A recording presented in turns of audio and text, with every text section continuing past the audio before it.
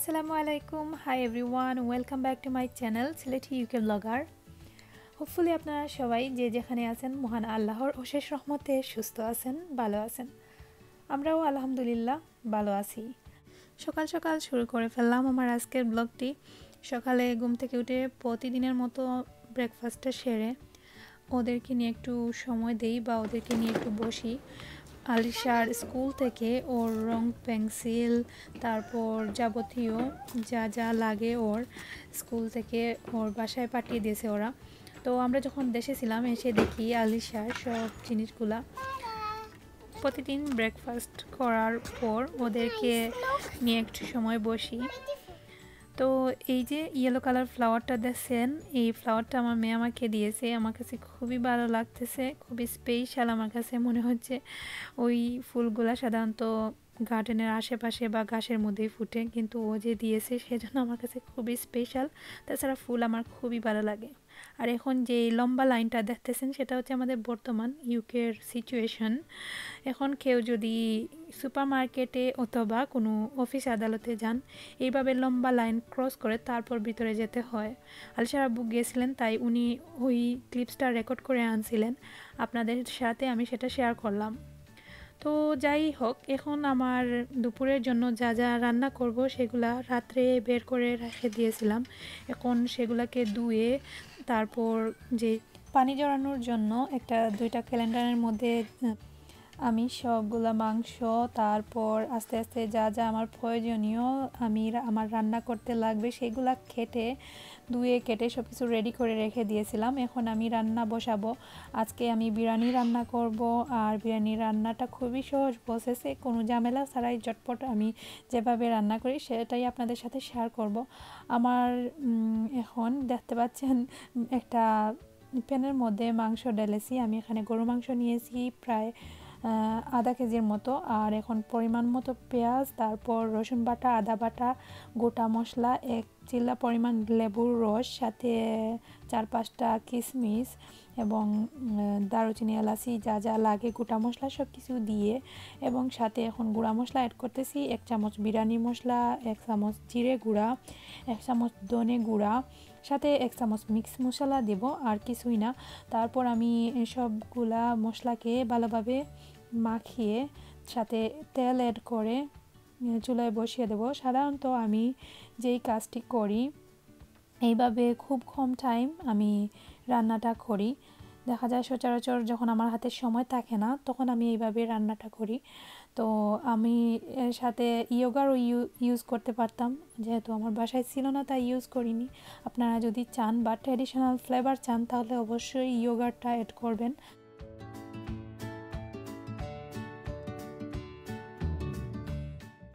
অর্থাৎ টক দই যাকে বলে, টক দইকে ভালোভাবে ফাটিয়ে মাংসের সাথে ভালোভাবে মাখিয়ে সব মশলাগুলা দিয়ে তারপর 2 ঘন্টা রেস্টে রেখে তারপর রান্না করলে খুবই ভালো একটা ফ্লেভার আসে, ট্র্যাডিশনাল যে ফ্লেভার সেটা। তো আমি এখন পরিমাণ মতো লবণ দিয়ে ভালোভাবে সব মশলাগুলোকে নাড়াচাড়া করে আমি ঢাকনা দিয়ে ঢেকে মিডিয়াম হিটে অন্য চুলায় বসিয়ে দেব। পাশের চুলায় আমি আরেকটি হাঁড়ি বসিয়ে দিচ্ছি, পরিমাণ মতো তেল দিলাম, সাথে গোটা মশলা যা যা দেওয়ার সেগুলো আমি এখন দেব। তো এই যে হাঁড়িটা বসেছি সেটা হচ্ছে গিয়ে আমি চিকেন রান্না করার জন্য। তো সেখানে আমি এখন গরম তেলের মধ্যে দারচিনি, এলাচি, তেজপাতা, তারপর গোলমরিচ, লং যা যা গোটা মশলা লাগে সেগুলা দিয়ে একটু সময় তেলের মধ্যে নাড়াচাড়া করব যাতে খুব সুন্দর একটি ফ্লেভার আসে। তো যখন ফ্লেভারটা চলে আসবে তখন আমি 2 চামচ পরিমাণ রসুন কাটা দিয়েছি। এখানে আপনারা চাইলে বাটাটাও দিতে পারেন, আমার ঘরে ছিল না তাই আমি কাটা ইউজ করলাম। ভালোভাবে নাড়াচাড়া করব। তারপর যখন রসুনের কালারটা ব্রাউন কালার হয়ে আসবে তখন আমি এর মধ্যে পেঁয়াজ অ্যাড করব, সাথে আদা বাটা দিয়ে দিলাম। এখন সব মশলাগুলোকে ভালোভাবে নাড়াচাড়া করব এবং পাশের চুলায় বিরিয়ানির মাংসকেও ভালোভাবে নাড়াচাড়া করতে হবে একটু পর পর, না হলে নিচের দিকে পুড়া লেগে যেতে পারে। তো সব সময় এই জিনিসটা খেয়াল রাখি আমি যখন একসাথে 2-3টা তরকারি রান্না করি, তখন যাতে একটা করতে গিয়ে যেন আরেকটা নষ্ট না হয়। সে সাথে এখন আলিশার আব্বুও চলে আসছেন বাসায়। প্রথমে আপনাদেরকে একটি ক্লিপস শেয়ার করেছিলাম, উনি গিয়েছিলেন একটা সোফা গড়ে, তো সোফা আমাদের জন্য কিনে আনেছেন আমাদের গড়ের জন্য। আলিশা জিবরান প্রতিনিয়ত ওদেরকে নিয়ে সবথেকে বেশি টাইম স্পেন্ড করতে হয় নিচে লিভিং রুমে, তাই দেখা যায় আমাদের সোফার ওপর বেশি প্রেশার পড়ে। তাই এই নিয়ে 3 নাম্বার সোফা ওদের জন্মের পর থেকে চেঞ্জ করা হলো।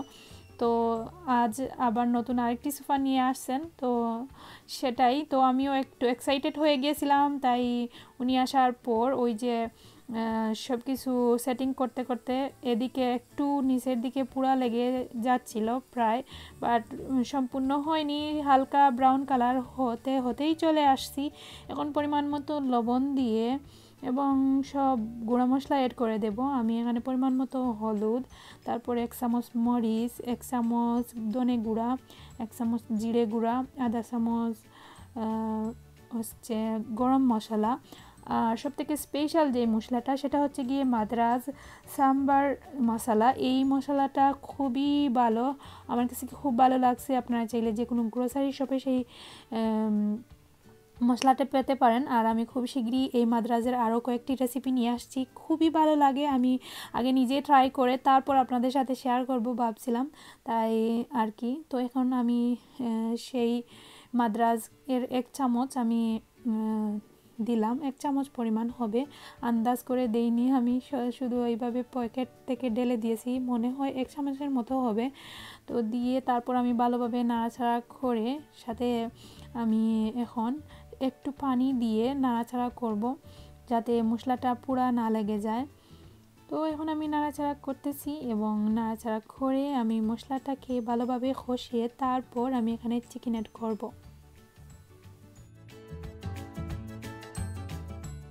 মশলাকে খুব ভালোভাবে কষিয়ে নেওয়ার পর এখন আমি মুরগির মাংসটা ঢেলে দিলাম এবং ভালোভাবে নাড়াচাড়া করে তারপর আমি সেটাকে ঢাকনা দিয়ে ঢেকে রাখবো। পাশের চুলায় যে বিরিয়ানির জন্য মাংস সেটার দিকেও খেয়াল রাখছি, একটু পর পর সেটাকেও নাড়াচাড়া করে দিচ্ছি। তো তার ফাঁকে আপনাদের সাথে আরেকটি কথা বলেই নেই, যারা আমার চ্যানেলে নতুন তাদেরকে বলছি আমি খুবই খুশি, প্লিজ আমার চ্যানেলটা অবশ্যই সাবস্ক্রাইব করে দিবেন এবং যারা এখনও চ্যানেলটি সাবস্ক্রাইব করেনি প্লিজ চ্যানেলটা সাবস্ক্রাইব করে দেবেন এবং ভিডিওতে একটা লাইক দিতে ভুলবেন না। সবসময় আমার পাশে থাকবেন। আর আপনাদেরকে অসংখ্য ধন্যবাদ এবং সো মাচ লাভ সবসময় আমার পাশে থাকার জন্য এবং আমাকে মেন্টালি অনেক সাপোর্ট দিয়েছেন গত ব্লগে, তার জন্য আপনাদের কাছে আমি অনেক অনেক কৃতজ্ঞ। তো যাই হোক, আমি দেখতে পাচ্ছেন যে বিরিয়ানির যে মাংসটা সেটার মধ্যে পানি শুকিয়ে গেছে, তার মধ্যে আমি পানি অ্যাড না করে 1 কাপ পরিমাণ দুধ অ্যাড করলাম, তাতে আরেকটু শাহি ফ্লেভার আনার জন্য। আর আমি মনে করি যারা এইভাবে শুধু দুধ দিয়ে দেন সেটাতেও আলাদা একটা ফ্লেভার আসবে। যদি ঘরের মধ্যে ইয়োগার বা টক দই না থাকে চেষ্টা করবেন একটু দুধ দিতে, তাহলে খুবই ভালো একটি ফ্লেভার চলে আসে তার মধ্যে। তো যাই হোক, এদিকে আমি আবারও চলে আসলাম সেই চিকেনের পাশে। মুরগির মাংসগুলোকে ভালোভাবে নাড়াচাড়া করব, তারপর আবারও ঢাকনা দিয়ে ঢেকে রাখবো।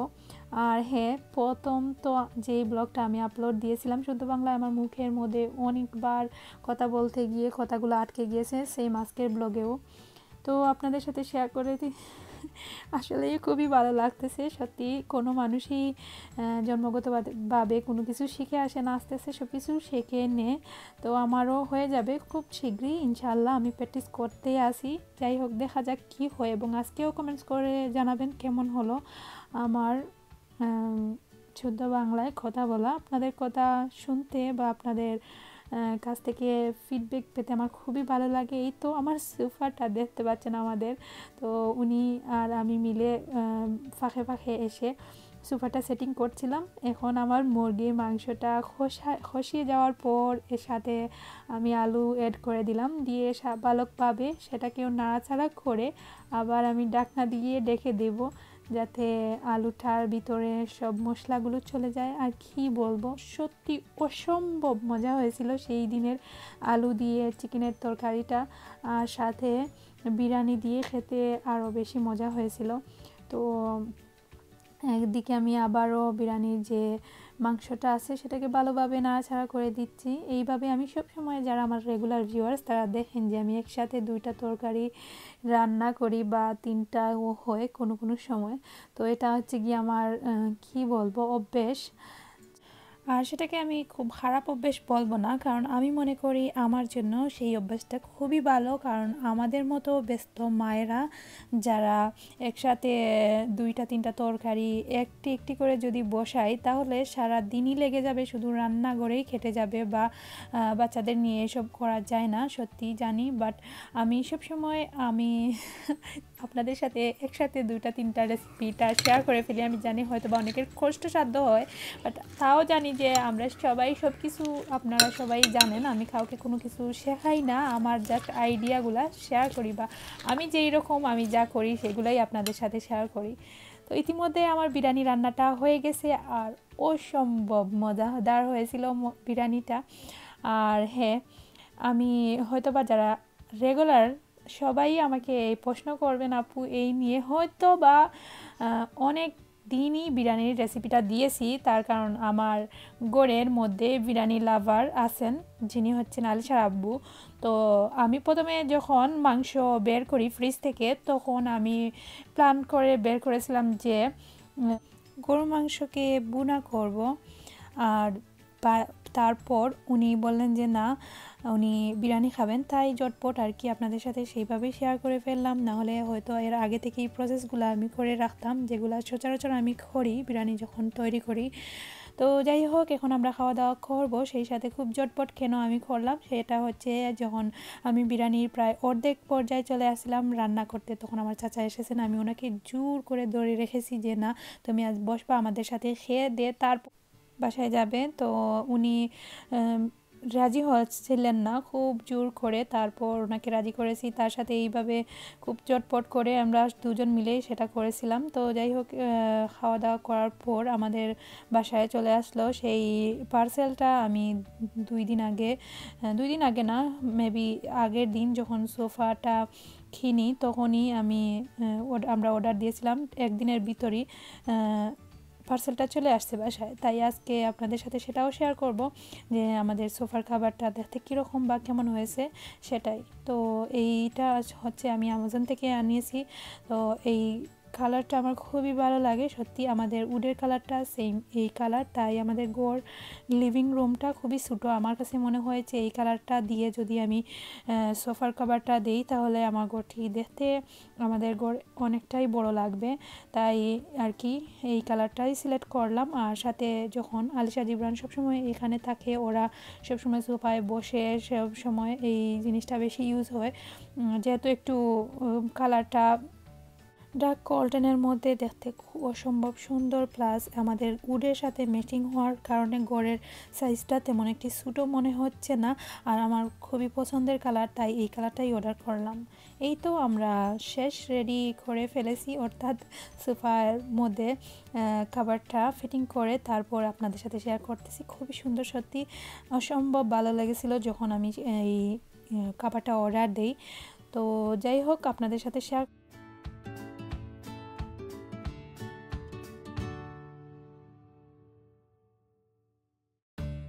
আর এখন খুবই সানি ওয়েদার, যার কারণে প্রতিদিন ইচ্ছে করে কিছু আইসক্রিম খেতে অথবা ওয়াটারমেলন খেতে। আর ওয়াটারমেলন হচ্ছে আলিশার খুবই ফেভারিট একটি ফ্রুটস, তো তাই ওর আব্বু সবসময় বাসায় আনেন, আর ওর জন্য স্পেশাল সবসময় বাসায় এনে রাখা হয়।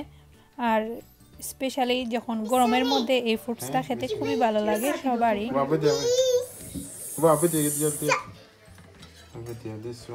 This one. Okay. Bisina. This one, Bisina. This one. This one. Oh, please. Bismillahirrahmanirrahim. Dillo na chutong mo, chutong tigala. Oh, Bismillahirrahmanirrahim. Yummy. তো আজকের ব্লগ এতটুকু, আশা করছি আপনাদের কাছে ভালো লাগছে। কথা হবে পরবর্তী ব্লগে। সবাই অনেক ভালো থাকবেন, সুস্থ থাকবেন। আল্লাহ হাফিজ।